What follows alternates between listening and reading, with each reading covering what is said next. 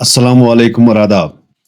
इससे पहले कि आज का हम पॉडकास्ट शुरू करें, मैं आप सबसे रिक्वेस्ट करता हूं कि हमारे यूट्यूब, फेसबुक, इंस्टाग्राम को फॉलो करें, हमारे कंटेंट को शेयर करें। एक वक्त था जब खबरें सिर्फ अखबारों में दिखा करती थी, फिर वक्त बदला और आज हर एक के हाथ में मोबाइल है। लेकिन सवाल ये है कि क्या हर कैमरामैन जर्नलिस्ट है? क्या हर वायरल पोस्ट के पीछे कोई सच्चाई है? क्या आज भी सच बोलना इतना ही महंगा है जितना पहले हुआ करता था? और आज के हमारे मेहमान सिर्फ एक जर्नलिस्ट नहीं, बल्कि एक सोशल एक्टिविस्ट, एक एंटरप्रेन्योर और खुद में ही एक मल्टी मिक्स पर्सनालिटी हैं। तो खैर मकदम करते हैं मिस्टर वसीम का, जो द ट्रूथ हियर के फाउंडर और सीईओ हैं। अपार्ट फ्रॉम दिस एक किश्तवाड़ के नमोवार सोशल एक्टिविस्ट हैं, ग्राउंड एक्टिविस्ट हैं। Welcome sir. सबसे पहले शुक्रिया किश्तवाड़ियत का, जिन्होंने मौका दिया यहाँ पे बोलने का, अपने जो थॉट्स है उनको एक्सप्रेस करने का। शुक्रिया। वसीम भाई, लोग आपको एज ए रिपोर्टर की तरह जानते हैं किश्तवाड़ पे, एंड विद टाइम आपने स्विच किया ग्राउंड रिपोर्टिंग से सोशल एक्टिविज्म की तरफ। कुछ इसके बारे में बताएं हमें।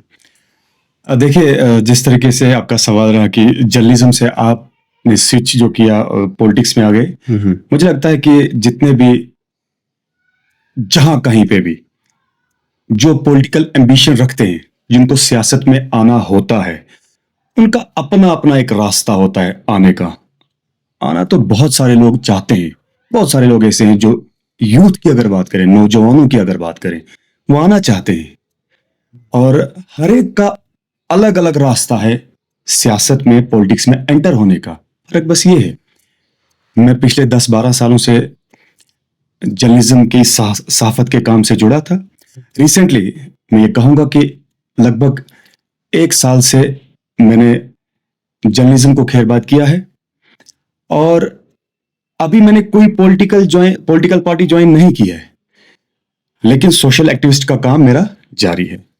हालांकि 1 साल से मैं जर्नलिज्म से छोड़ चुका हूं, लेकिन सोसाइटी के अंदर किसी भी किस्म का इशू हो, मुद्दा हो, किसी भी किस्म का मसला हो, आप मुझे हमेशा उस मसले के ऊपर सामने दिखेंगे। मुझे ऐसा लगता है जब एक जर्नलिस्ट, एक एक्टिव जर्नलिस्ट, जब मौकों पर, अलग अलग जगहों पर आप लोग जाते हैं, तो वो जो सियासत में घुसने का बात जो आपने की, या सियासतदान बनना, या लोगों के मसाइल को कहीं मुद्दे तक, किसी जगह तक पहुंचाना, ये कहीं ना कहीं वहीं से आता है। क्योंकि जब लोगों का दर्द सुनते हो एज जर्नलिस्ट, बिल्कुल, फिर आपको फील होता है कि नहीं, मैं शायद जर्नलिस्ट होकर कुछ कर नहीं सकता हूं, तो मुझे इससे ऊपर जाने की जरूरत है।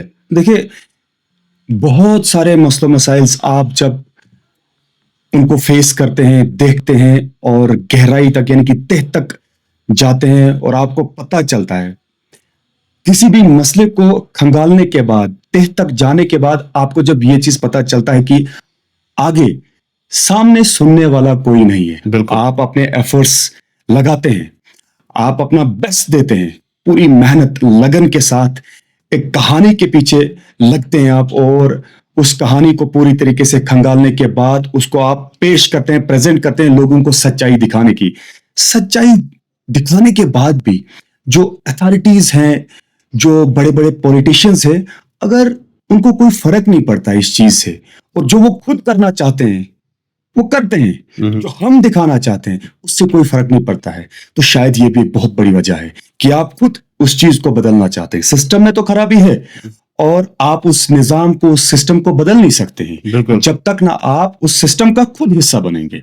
तो शायद, हाँ बिल्कुल, मैं कहूंगा ये भी एक वजह है कि जो चीजें हमने फेस करी हैं, जो स्टोरीज हमने कवर करी हैं पिछले 10 सालों में, बड़ी बड़ी चीजें हमने देखी हैं, बड़ी बड़ी कहानियां हमने फेस करी हैं, तो उनको देखने के बाद भी शायद अपने आप से जब सवाल किया, तो अंदर से एक आवाज आई कि अब यहां पे आपके लिए जगह नहीं है, आपको शिफ्ट होना चाहिए, आपको सीधे पॉलिटिक्स में आना चाहिए। अभी हूं नहीं, अभी मैं एक सामाजिक कारकुन के हैसियत से काम कर रहा हूं। आपने देखा होगा, मैं एक बार कहूंगा कि 1 साल से मैंने जर्नलिज्म तो छोड़ चुका हूं, लेकिन सोसाइटी के अंदर किसी भी जगह पे कहीं पे भी गलत दिखा तो वसीम बट वहां पे खामोश नहीं होगा। चाहे किसी भी हद तक जाना पड़े, आवाज उठाएंगे और उन कानों तक पहुंचाएंगे जहां तक हमें लगता है कि उन कानों तक आवाज पहुंचानी चाहिए और वहां पहुंचा के शायद उस मसले का हल निकले। आपकी नजर में एक अच्छा लीडर कौन होता है? एक अच्छा लीडर और ईमानदार लीडर वो है जो कहीं पे किसी भी जगह पे गलत देखता है और उस गलत को उजागर करता है, उस गलत को सामने लाता है, उस गलत को किसी पाई तकमील तक पहुंचाने की कोशिश करता है। वही अच्छा लीडर होता है और मुझे लगता है कि उसी में ईमानदारी भी है। और एक अच्छा लीडर उसे भी कहेंगे जो खुद ब खुद बिना फरियाद सुने, जो उसे पता है, उस मसले के ऊपर बात करे और उसको खत्म करने की कोशिश करे। एक हुआ कि जब आप फरियाद लेके आएंगे, उसको वो वैल्यू देंगे, उतना रेस्पॉन्स देंगे, फिर जाके आपका लीडर जो है, जिसे आप कहेंगे कि अच्छा लीडर कौन है, फिर जाके आप वो लीडर जो है उठेगा और फिर काम करेगा और उसके बाद उसका, वो कहते हैं कि आजकल दुनिया मरती है कि अगर मैंने कहीं पे भी काम किया, अगर उसका मुझे रिस्पॉन्स नहीं मिला, उसकी तारीफ नहीं मिली, उसका अप्रिसिएशन नहीं मिला, दुनिया तो इसी के ऊपर मरती है और शायद एक लीडर भी उसी के ऊपर मरता होगा। मरते हैं, ऐसी बात नहीं, खुल के कहूंगा। तो अगर बिना फरियाद सुने उसको किसी चीज का पता है और वो उस चीज के ऊपर गौर करता है और उस मसले को हल करने की कोशिश करता है, शायद मेरी नजरों में अच्छा लीडर वही है। लेकिन आपको नहीं लगता है कि एक सोशल एक्टिविस्ट या एक लीडर बनने से पहले और बनने के बाद काफी चीजें बदल जाती हैं? क्योंकि आप जिस बात की बात कर रहे हैं कि आप महसूस करें किसी चीज को और आप वो सोल्यूशन ले आए उसके लिए, लेकिन जब एक पॉलिटिकल लीडर बन जाते हैं या जब कोई सीट आपको मिल जाती है तो बिजनेस शेड्यूल इतने टाइट्स होते हैं कि आप समझ नहीं पाएंगे कि आप एक घर में भी प्याज टमाटर है या नहीं है, जब तक ना कोई आपको बोले। बिल्कुल। क्योंकि जब बिजनेस आ जाती है, जब लोग जिम्मेवारियां जब बढ़ जाती हैं, तो इतनी चीजों पर काम करना थोड़ा मुश्किल हो जाता है। मुझे लगता है कि जो शख्स सियासत में आना चाहता है, पॉलिटिक्स में आना चाहता है, उसे इन चीजों को पहले ही क्लियर करना चाहिए। मेंटली प्रिपेयर, फिजिकली उसे प्रिपेयर होना है कि आने वाले कल में अगर मुझे वो ओहदा, वो पोस्ट, जो टारगेट आप अचीव करना चाहते हैं, वो टारगेट आपको दिया जाता है, आपको वो मैंडेट मिलता है, और उसके बाद अगर आप इस किस्म के एक्सक्यूजेस देते हैं कि अब मेरा शेड्यूल जो है काफी ज्यादा बिजी है, अब लोगों की रिस्पॉन्सिबिलिटीज ज्यादा बढ़ गई है, लेकिन काम आपका बिल्कुल भी कुछ नहीं होता है, ये सब एक लीडर को, एक पॉलिटिशियन को पहले ही क्लियर करना है। आप तो आना चाहते हैं, आप तो ये बोलते हैं कि हम तो लोगों की खिदमत करना चाहते हैं, जब लोगों के बीच में जाते हैं तो यही कहते हैं। आप कौन सा नारा, आप कौन सा स्लोगन जो है लोगों के बीच में देते हैं? लोगों के बीच में आप तो यही तो कहते हैं कि हम लोगों की खिदमत करना चाहते हैं। जब आप लोग मौका देते हैं खिदमत करने का, तो उस वक्त आप इस किस्म का बहाना देंगे, ये कहेंगे कि अब शेड्यूल बिजी है, ये तो बिल्कुल गलत बात है ना। मुझे कल को मौका मिलता है, मैं ऐसे एक्सक्यूजेस कभी नहीं दूंगा, क्योंकि मैं आज से ही मेंटली फिजिकली प्रिपेयर हूं। भाई आने वाले कल में अगर मुझे मान लो कि मेरी कॉन्स्टिट्यूंसी के अंदर या मेरी जो जुरिडिक्शन होगी उसमें 1000 लोग होंगे, 2000 लोग होंगे, और उसमें मुझे सारे जितने भी बंदे हैं, जितने भी वोटर्स हैं, सबके मसले इकट्ठा जो है हल करने पड़ेंगे। मुझे उतना दम होना चाहिए, मेरे में उतना पोटेंशियल होना चाहिए कि मैं हर एक के मसले को, ठीक है टाइम लगे, लेकिन उस मसले का हल ढूंढना मैंने है, मेरी रेस्पॉन्सिबिलिटी है। ये नहीं कि मैं ये बताऊं कि अब शेड्यूल बिजी है, अब मुझे वहां जाना है, अब मुझे यहां जाना है। मुझे लगता है कि ये सारी चीजें, ये सारे जो बातें हैं, ये लेम एक्सक्यूजेज हैं और गुमराह करने के लिए। खासकर वो लीडर जो इस किस्म का जो है, अगर किसी को ये एक्सक्यूजेस देते हैं तो गलत है। आपका विजन एज ए लीडर क्या है? देखिए, सिस्टम के अंदर बहुत खराबी है, निजाम को बदलना आसान बात नहीं है, और अगर आप इस सिस्टम को बदलना चाहते हैं तो उस सिस्टम का सबसे पहले हिस्सा बनना होगा। और आपने देखा होगा कि जगह जगह की, हर एक जगह से यही आवाज आती है। जब भी हम बदलने की बात करते हैं तो सबसे पहले एजुकेशन की बात आती है। बिल्कुल। अगर आप बदलने की बात करते हैं तो आपका एजुकेशन सेक्टर जो है, वो मुझे लगता है सबसे पहले प्रायोरिटी पे आपका एजुकेशन सेक्टर जो है वो नंबर 1 होना चाहिए। 100%। क्योंकि हमारे पास अगर खास कोई वेपन है किसी चीज को बदलने का, तो मुझे लगता है कि वो सिर्फ और सिर्फ एजुकेशन है। तो अगर मैं पहले ही सिस्टम की बात कर चुका हूं, निजाम की बात कर चुका हूं, और निजाम के अंदर बहुत ज्यादा खराबी है, और शायद जो लोग यहां से जाते हैं उस सिस्टम को बदलने के लिए, वो लोग खुद उनका वो गुल मिलते हैं यानी कि वो खुद मिक्स हो जाते हैं, वो वही अजीब किस्म का जो एनवायरनमेंट फिर क्रिएट करते हैं, अंदर जाके वो भी वही बनते हैं। ये भी एक बहुत बड़ा एक कहूंगा मैं इम्तिहान है।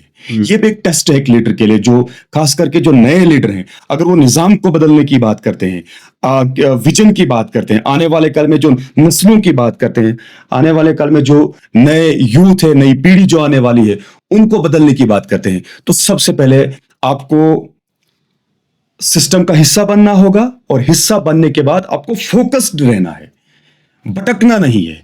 आप आए हो सिस्टम को बदलने के लिए आए हो, आप आए हो हमारे आने वाले कल की नस्लें जो उनका फ्यूचर बदलने आए हो, ना कि ऐसे आज हम भी बातें करते हैं आने वाले कल में जो हमारे बुजुर्ग रहे हैं उन्होंने क्या किया, खस्ता हालत है पूरे सिस्टम की। आप अगर मुझे पर्टिकुलरली किसी भी अलग किसी भी सेक्टर को लेकर सवाल करेंगे, मैं पर्टिकुलरली उस सवाल का जवाब देता, लेकिन आप जनरली ये चीज कहेंगे कि अगर आप किसी भी सिस्टम को बदलने की बात करते हैं तो शायद आपको फोकस्ड रहना होगा और मेंटली प्रिपेयर रहना होगा, और आपको भटकने की जरूरत नहीं है, क्योंकि आप निजाम को बदलने के लिए आए हैं। आप नौजवानों की बात करते हैं, आप जो है जो आने वाली पीढ़ी है उनकी बात करते हैं। अगर आप निजाम बदलने की बात करते हैं तो ये मेरा विजन है कि मैं आने वाले कल में जो है नौजवानों के लिए कुछ करना चाहता हूं, आने वाले पीढ़ी के लिए कुछ करना चाहता हूं, जो कि किश्तवाड़ के अंदर या किश्तवाड़ के अंदर ही नहीं बल्कि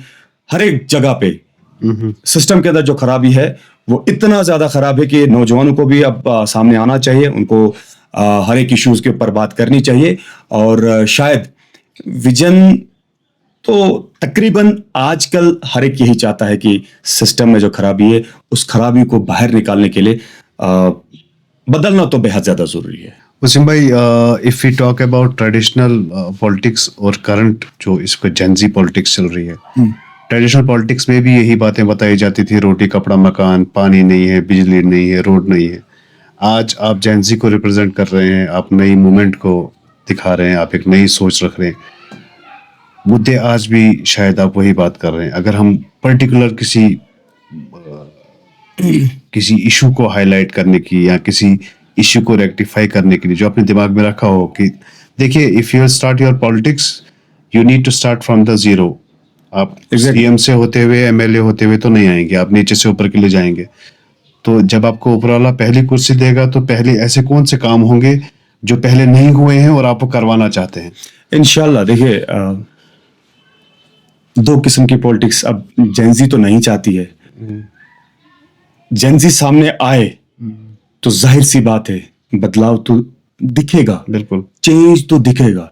रही बात ट्रेडिशनल पॉलिटिक्स की, जो रोड का इशू, पानी का इशू, बिजली का इशू, ये बेसिक तीन चीजें आपने ऐसी बताई जिन इश्यूज को कोई खत्म करना ही नहीं चाहता। बिल्कुल बिल्कुल। क्यों? बिल्कुल।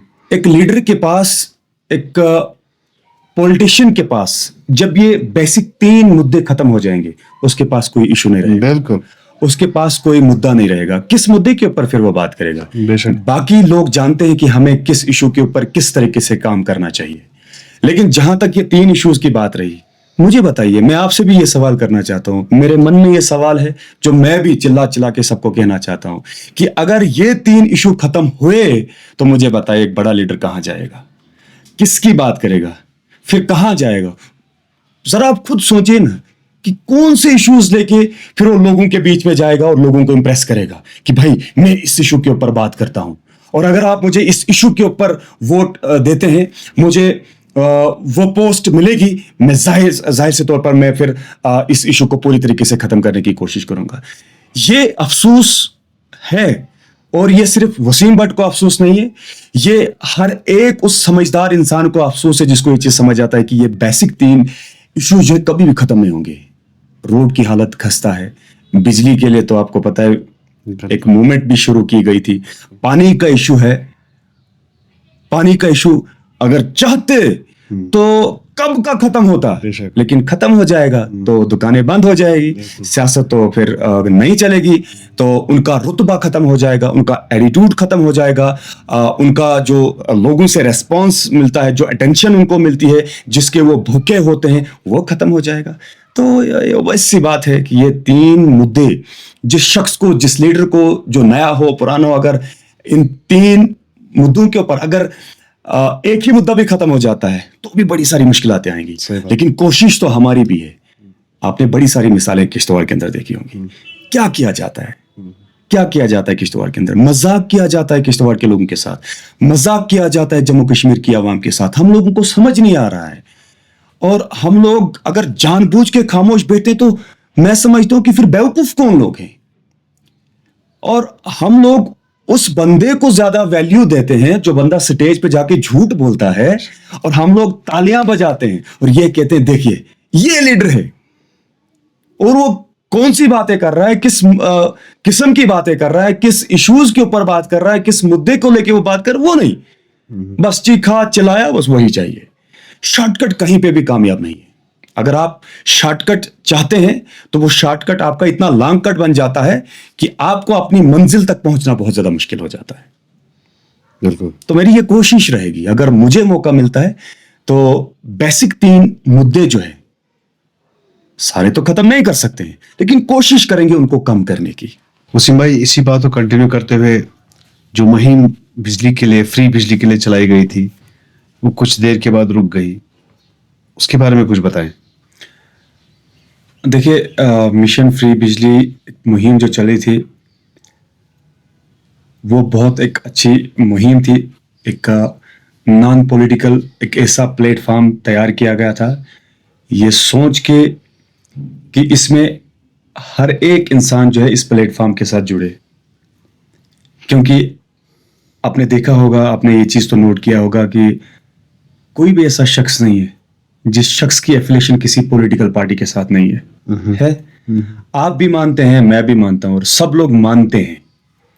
और यही सोच के एक नॉन पॉलिटिकल जब प्लेटफॉर्म एक तैयार किया गया और अलग अलग किस्म के स्लोगन्स लगे, और लगभग 3-4 महीने बहुत जद्दोजहद करने के बाद, मेहनत करने के बाद,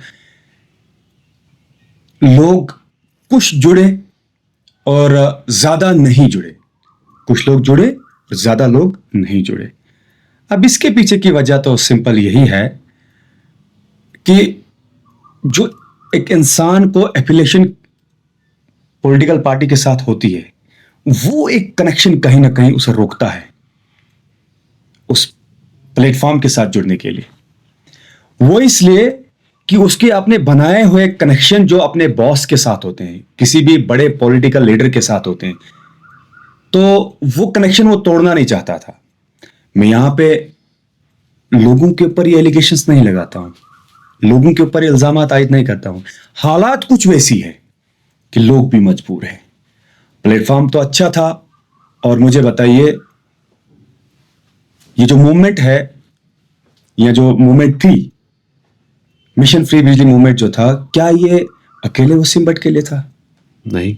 आप मानते हैं इस चीज को? बिल्कुल। क्या ये सिर्फ एक वसीम भट्ट के लिए था कि पूरे किश्तवाड़ के लिए था? पूरे किश्तवाड़ के लिए था। हर एक घर में, जिस घर में छत भी नहीं है, उसको दीवार में एक बल्ब तो जलता है। जिस घर में छत भी ना है, उस घर में दीवार में एक बल्ब जलता है। क्या उसको ये डायरेक्ट बेनिफिट नहीं था? क्या बिल्कुल था। लेकिन इसके पीछे बड़े बड़े पॉलिटिशियंस का हाथ रहा है। मैं डायरेक्ट यही कहूंगा, तब जाके लोगों को रोका गया, अंदर ही अंदर बातें चली और उन्होंने लोगों को रोका। और शायद अगर लोग आगे बढ़ते, कोई बड़ी बात नहीं थी, ये असेंबली के अंदर बात थी, असेंबली के अंदर ये इस इशू को बताया गया। मैं इस पॉडकास्ट के जरिए से ये भी क्लियर करना चाहता हूं, प्यारेलाल शर्मा एमएलए इंदरवाल ने ये बात उठाई और मेमोरेंडम लेके हम बड़े बड़े ओहदेदारों के पास चले गए और उनको मेमोरेंडम दिया। वहां से वापस आए और फिर जब हमने यहाँ पे प्रोटेस्ट करने शुरू कर, नॉन वायलेंस, कोई भी किसी भी किस्म का आपने वायलेंस देखा हमारे प्रोटेस्ट में? आप सब लोग मौजूद थे, आए नहीं अलग बात है, लेकिन सोशल मीडिया पे देखते थे, कुछ लोग दूर से देखते थे। कहीं पे कुछ हुआ? कुछ नहीं हुआ। एक पीसफुल प्रोटेस्ट था। डिमांड क्या थी? किश्तवाड़ को मुफ्त बिजली होनी चाहिए। क्या हम डिजर्व नहीं करते हैं? इतने रिसोर्सेस हमारे खत्म किए गए। मुझे बाकी नहीं पता क्या था क्या नहीं था, कौन पॉलिटिकल पार्टी क्या कर रही है। मैं बस इतना जानता हूं कि किश्तवाड़ के जितने भी रिसोर्स इन पावर प्रोजेक्ट्स की वजह से सारे खत्म हो गए। और रिटर्न हम यही एक्सपेक्ट करते थे कि हमें बिजली मिलेगी, मुफ्त बिजली मिलेगी। अब मैं एक बार फिर से ये चीज दोहराना चाहूंगा कि हमने सोचा था, आज मैं आपके इस पॉडकास्ट के जरिए से इस चीज को क्लियर करने जा रहा हूं। बहुत बड़ी बात है ये, आज तक मैंने किसी भी इंटरव्यू में ये बात नहीं कही है कि हमें यह लगा था कि जब एक टेबल टॉक होगा, आमने सामने बैठेंगे, बात करेंगे, उस हद तक पहुंचेंगे, हम यही कहेंगे कि अगर फ्री नहीं तो कम से कम 300-400 बिजली तो यूनिट 300-400 यूनिट बिजली जो है वो मुफ्त मिलनी चाहिए। 300-400 यूनिट जो है हमें इतना रिलैक्सेशन जो मिलनी चाहिए, नहीं मिली। इनको लगा, बड़े बड़े पॉलिटिशियंस को लगा कि वसीम भट्ट अगर इस मिशन में कामयाब हुआ तो आने वाले कल में ये बड़ी दावेदारी करेगा। शायद एक बहुत बड़ी वजह है ये मिशन रुका है। मिशन कोई मरता नहीं है, रुका है। मैं इस बात की प्रेडिक्शन करता हूं क्योंकि मैंने ये इशू उठाया है, मैंने ये मूवमेंट चलाई थी और जितने भी कोऑर्डिनेशन कमेटी मेंबर्स हैं उन्होंने साथ दिया है, बहुत सारे लोगों ने साथ दिया। मैं उनका तहे दिल से शुक्रिया अदा करना चाहता हूं, किश्तवाड़ का शुक्रिया अदा करना चाहता हूं, जो लोग आए उनका भी शुक्रिया अदा करना चाहता हूं, जो लोग नहीं आए, आने वाले कल में इस चीज की मैं प्रेडिक्ट करता हूं कि मूवमेंट ये कभी खत्म नहीं होगा। ये सवाल फिर से खड़ा हो जाएगा। आप नोट करके रखिए मेरी इन बातों को, आप नोट कीजिए, ये आने वाले कल में ये बहुत बड़ा सवाल खड़ा किया जाएगा। और मुझे लगता है कि सबसे बड़ी पावर जो है, सबसे बड़ी पावर वो है आम इंसान। बिल्कुल, सबसे बड़ी पावर कौन है? आम इंसान है। तो आने वाले कल में देखा जाएगा क्या होगा इसके ऊपर भी। वसीम भाई, अभी रिसेंटली आपकी एक न्यूज़ काफ़ी वायरल रही जिसमें आपने कुछ शराबियों को अपने एरिया में पकड़ा था, उसके बारे में कुछ बताएं। मेरे इलाके में नहीं बल्कि पूरे जम्मू कश्मीर के अंदर 100 दिन का नशा मुक्त अभियान चला। बिल्कुल। और एक तरफ से आप लोगों को, नौजवानों को अवेयर करते हैं, उनको आगाह करते हैं इस बात से कि नशा मुक्त। पहले आप इस चीज को क्लियर कर दीजिएगा। मैं उन अथॉरिटीज को ये कहना चाहता हूं, उन कंसर्न अथॉरिटीज को मेरा ये सवाल है कि आप बताइए, क्या शराब पीना नशा नहीं है? बिल्कुल है।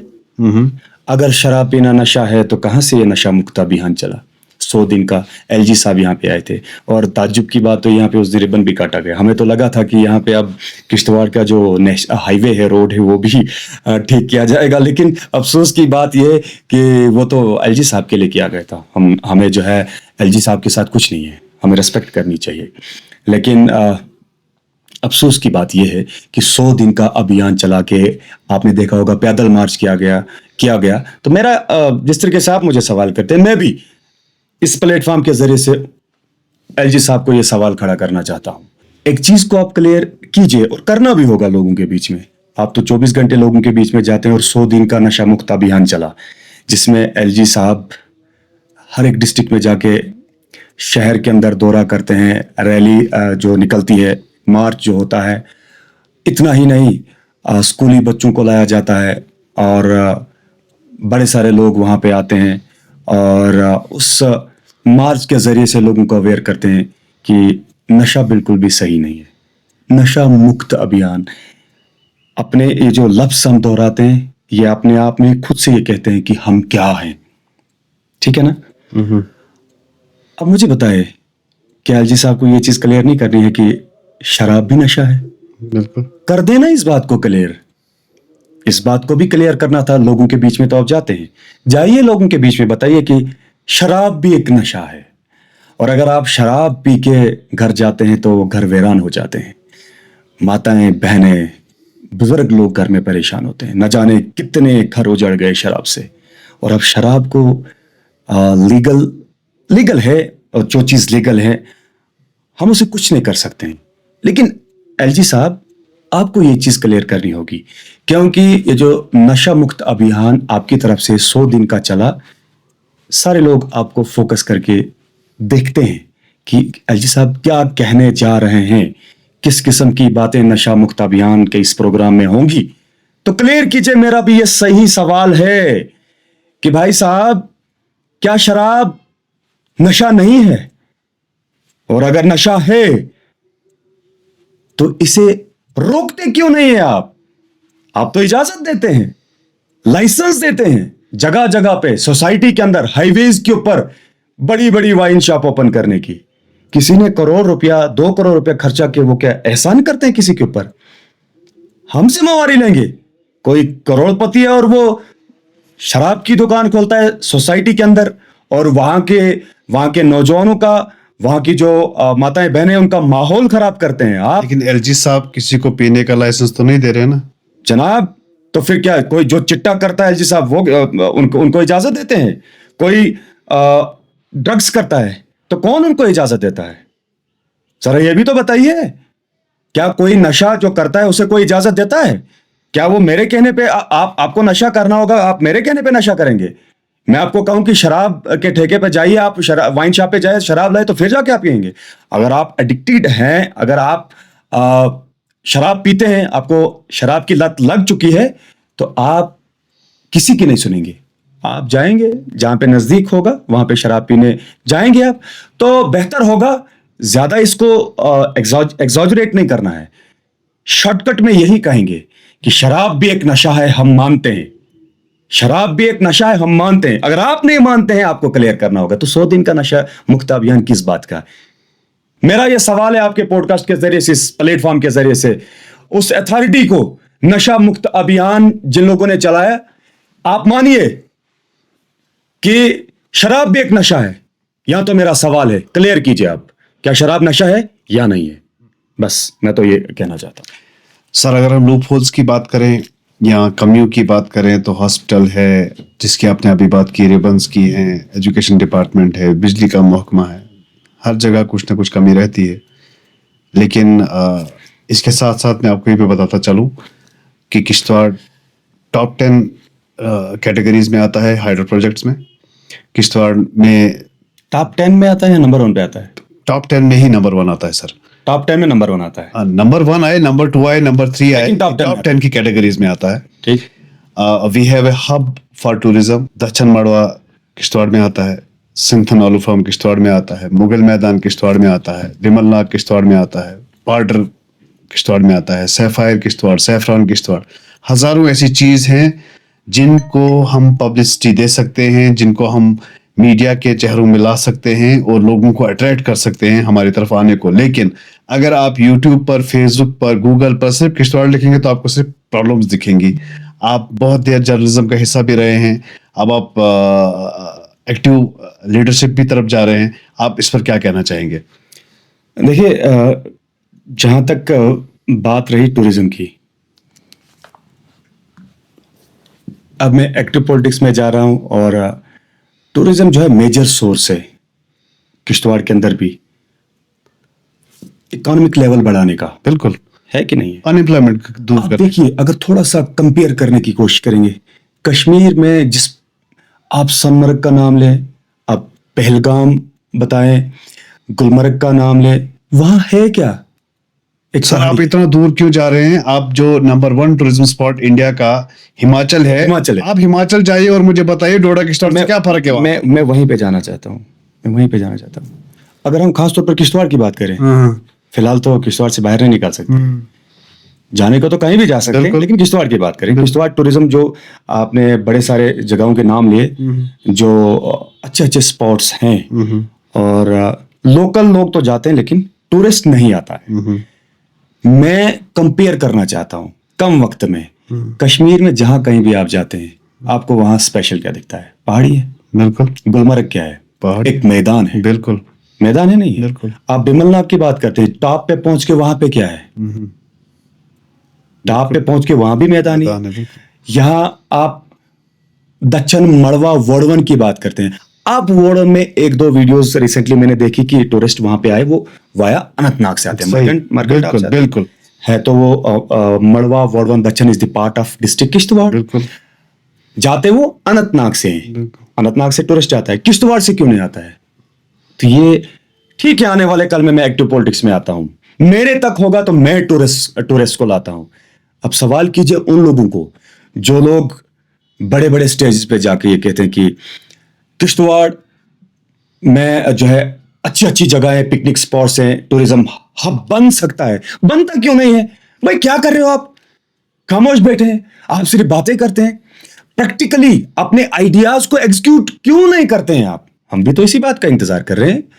भाई मैं तो जा रहा हूं, वो आने वाले कल में देखा जाएगा। फ्यूचर किसने प्रेडिक्ट किया? मेरे में उतनी हिम्मत नहीं, मेरे में उतनी पावर नहीं है। गॉड नोज बेटर आने वाले कल में क्या होगा क्या नहीं होगा।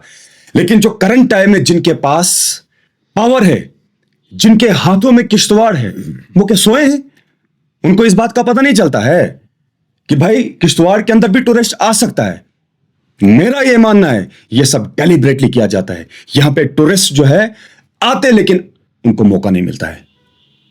कोई भी ऐसा, यहां पे 3-3 एमएलए बैठे हैं, मैं सबके ऊपर यह सवाल खड़ा करता हूं, किसी ने नेशनल लेवल पे बात की कि किश्तवाड़ एक खूबसूरत है? बात करना ही कोई कंसर्न तो है नहीं, बात नहीं, करना कोई बात solution करने तो से है नहीं। जब आप किसी चीज को लेके अवेयर होंगे तो आपको पता चलेगा ना। और इतने अच्छे अच्छे स्पॉट्स यहाँ पे देखिए, पानी की कमी है किश्तवाड़। बस दिस इज द पॉइंट। पानी की, मैं यहीं पे आना चाहता, लेकिन क्या बताएं, बहुत सारी चीजें बीच में याद आ जाती हैं। पानी की कमी है। मैं फिर यही कहूंगा, अब जो भी इस वीडियो को देखेंगे, इस पॉडकास्ट को देखेंगे, कहेंगे कि वसीम बट अब ज्यादा ही करता है। खुदा की कसम करके कहता हूं, अब मैं ये थोड़ा सा इमोशनली ये चीज कहूंगा। कौन सी बड़ी बात है कि किश्तवाड़ में जो है पानी यहां लाना बड़ी बात थी? हाँ, सुन लीजिएगा, ठीक है कि अगर मुझे मौका मिलता है, मैं तो शॉर्टकट यहां से, आपको जो पहाड़ी पीछे दिखती है ना, वहां से इतने बड़े जो पावर प्रोजेक्ट्स यहाँ पे बनते हैं ना, अगर हम इन्हीं को अप्रोच करेंगे ना, इनको थोड़ा सा बताएंगे ना, तो वो भी यहां से आपको एक छोटी सी नाली तो आएगी, जहां से किश्तवाड़ पूरा जो है पानी ही पानी दिखेगा। एक बार किश्तवाड़ में पानी आ गया तो आप यकीन नहीं करेंगे, आपको अपना किश्तवाड़ अजीब दिखेगा। कश्मीर से ज्यादा खूबसूरत अपना किश्तवाड़ दिखेगा। हम जिस किश्तवाड़ को लेके फख्र करते हैं, चौगान को देखिए ना, उसकी हालत क्या है, कैसा दिखता है वो आज। सिर्फ फख्र करते हैं। कभी जाएंगे गंद उठाने, कभी ये, कोई परमानेंट सोल्यूशन देखो भाई, कोई ऑथेंटिक सोल्यूशन देखो। अगर पानी होता तो चारों तरफ से जो वेस्ट आपको दिखता है वहां पे, अगर पानी होता तो आपको क्या लगता है किस किस किस्म के वहां पे फ्लावर्स बनते हैं, बिल्कुल किस किस किस्म के पौधे वहां पे बनते। कश्मीर से ज्यादा मैं कहूंगा, कश्मीर तो अपने आप में जन्नत है, उसमें कोई शक नहीं, इस चीज को हम डिनाई नहीं कर सकते। किश्तवाड़ भी बनता, आप भद्रवा में जाके देखिए, बिल्कुल। तो किश्तवाड़ नहीं बन सकता है क्या? बन सकता है, लेकिन जो बीच में रोड़ा अड़काने वाले लोग हैं वो कौन है, उनको आइडेंटिफाई करने की जरूरत है। बदलो यार, किश्तवाड़ को बदलो भाइयों, किश्तवाड़ को बदलो। और किश्तवाड़ को बदलने के लिए किसी की जरूरत नहीं है, हमें खुद अपने आप के लिए काम करना है, खुद। और अपना कंट्रोल आप किसी दूसरे के पास क्यों देते हैं? मुझे ये चीज समझ नहीं आती है भाई। मेरा कंट्रोल मेरे पास है, मैं गुलामी वाली जिंदगी नहीं जीना चाहता हूं, मैं खुद से फैसले लेता हूं। अब कल को अगर कोई बड़ा लीडर हाथ ऊपर से डाल दिया था, तो मुझे लगता है कि 10 साल बोलेंगे नहीं उस बात को। इसीलिए अपना कंट्रोल अपने पास रखने का मतलब क्या है, मैं थोड़ा सा इसको ब्रीफ करूंगा कि जब भी आपको कोई चीज कहीं पे अच्छी लगती है, कोई डिसीजन आपको लेना होगा, आप लो, डरो मत। लेकिन वही बात आती है आपके कनेक्शन की, आप डरते हैं, मेरा कनेक्शन उस बॉस के साथ है, मेरा कनेक्शन इस बॉस के साथ है। आप सुनते हैं इस बात को? यही तो है, अपना कंट्रोल अपने पास रखो और देखिए किश्तवाड़ किस तरीके से बदलेगा। बहुत शुक्रिया आपका वक्त देने के लिए। टीम किश्तवाड़ियत ये उम्मीद और दुआ करती है कि अगली बार जब आपसे गुफ्तगू होगी, अगली बार जब हम आपसे बात करें, तो आप किसी अच्छे ओहदे पर हों और आपने किश्तवाड़ के लिए कुछ किया भी हो। इंशाल्लाह। बहुत शुक्रिया आने के लिए। Thank you so much. हर बड़े काम के पीछे सिर्फ एक टीम नहीं होती, लेकिन कुछ लोग और कुछ बिजनेस भी होते हैं जो उस विजन के साथ खड़े रहते हैं। किश्तवाड़ियत एक पॉडकास्ट नहीं, एक एफर्ट है जो अपनी मिट्टी की कहानियाँ दुनिया भर में फैलाता है। हमारे इस सफ़र को स्पॉन्सर कर रहे हैं ओए छोटू, जो किश्तवाड़ का एक अपना स्टार्टअप है जो डिलीवरी के साथ रिलेटेड है। आप ओए छोटू ऐप को एंड्रॉयड और आईफोन प्ले स्टोर से डाउनलोड कर सकते हैं। इसी के साथ इस एपिसोड को स्पॉन्सर करते हैं चिनार इंटीरियर्स, डिज़ाइन योर होम्स और मुश्ताक ज्वेलर्स। और इसी के साथ साथ स्पॉन्सर करते हैं बेलो। इनका हो गया। बेलो